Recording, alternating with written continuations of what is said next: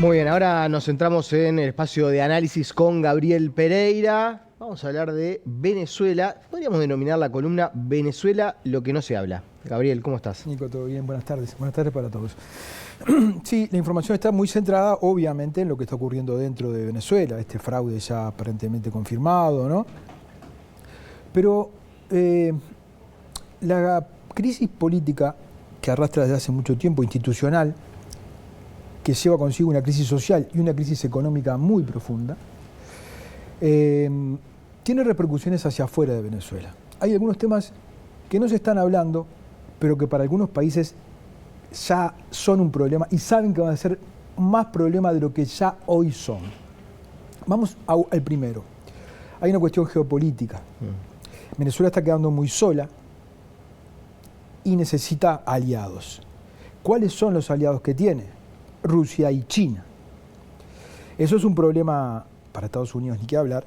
Brasil ha sido muy cauto, porque así es la diplomacia brasileña, pero porque además sabe que ya se está instalando una cabeza de puente de China. Mirá los datos. Hay un flujo por la producción de petróleo de 62.000 millones de dólares, a los que se han sumado otros 20.000 millones. China está comprando todo y está instalando de todo allí. Eso es un problema geopolítico. Pero además de China y de Irán, hay otro socio complicado, que es Irán. De China y Rusia. ¿Qué dije? Además de China y Rusia. Además de China Irán. y Rusia está Irán. La situación es tan grave que se quedaron sin petróleo y sin dinero para pagarle a Irán y le están pagando con oro. En el año 2020 le tuvieron que pagar 500 millones de dólares por los favores que Irán le hacía en oro. Pero además se instaló en Venezuela un supermercado de nombre Megasis, cuya propiedad es de la Guardia Revolucionaria de Irán. Venezuela ha sido desde hace mucho tiempo un refugio de terroristas. En el año 2010 se detectaban por Uruguay el pasaje de decenas de ciudadanos iraníes con pasaportes venezolanos falsos. Desde allí se planeó un atentado terrorista contra el director nacional de la policía, porque es un refugio de narcotraficantes. Entonces, el primer tema, hay una cuestión geopolítica complicada por lo de China y por lo de Rusia, pero también por lo de Irán, que es un socio complicado, y ya lo sabemos. El segundo aspecto, ante la necesidad de recursos, Venezuela está apelando al narcotráfico, pero de una manera institucional.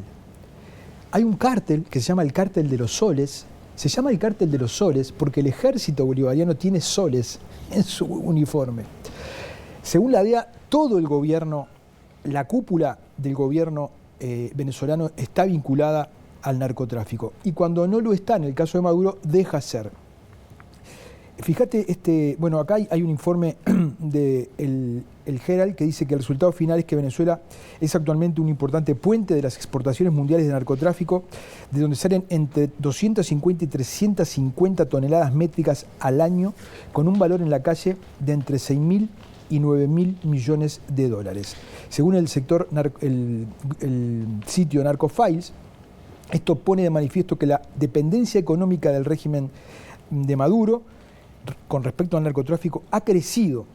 Los ingresos del narcotráfico se han convertido en una fuente esencial para la economía venezolana, al punto que en el año 2022 significaron 8,5% del Producto Bruto Interno del país. Un país que tiene fronteras terrestres con Colombia, país productor, y que en su momento también tenía lazos muy intrínsecos con Bolivia, otro país productor que le facilitaba esa logística, ¿no? O sea, claramente los cárteles grandes que quieren proveer de droga al mayor consumidor, que es Estados Unidos, encuentran en Venezuela un lugar donde poder operar. De hecho, Colombia tuvo problemas porque con el dinero del narcotráfico que circulaba por Venezuela se financiaban las guerrillas. Pero además, en la frontera se está detectando un incipiente crecimiento de plantación de coca. Hasta ahora la coca está centrada en Bolivia, Perú y Colombia, pero se estima que con el tiempo Venezuela se va a convertir en un país productor. Y ya hay grupos investigadores que lo consideran un país, un estado narco. Claro. Entonces ahí tenemos el segundo problema, además del geopolítico, un problema de seguridad. Cuando estamos diciendo que uno de los problemas de las democracias hoy por hoy es el narcotráfico, tenemos un país que no solamente lo fomenta, sino que lo ampara y se nutre de él para poder subsanar los problemas financieros. Y el tercer problema que impacta en la región es el de la inmigración.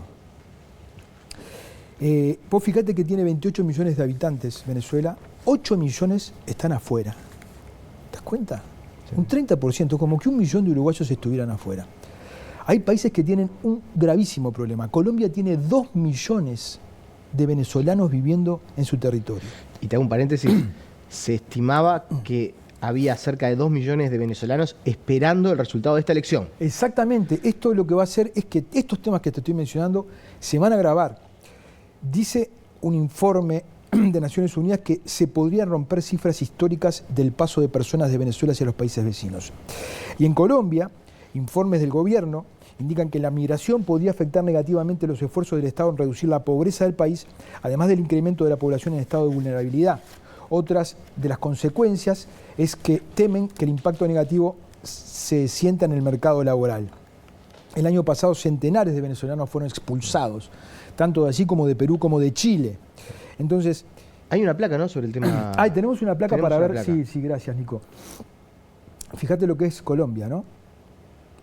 Ahí están los países en los que Uruguay tiene 30.000 venezolanos.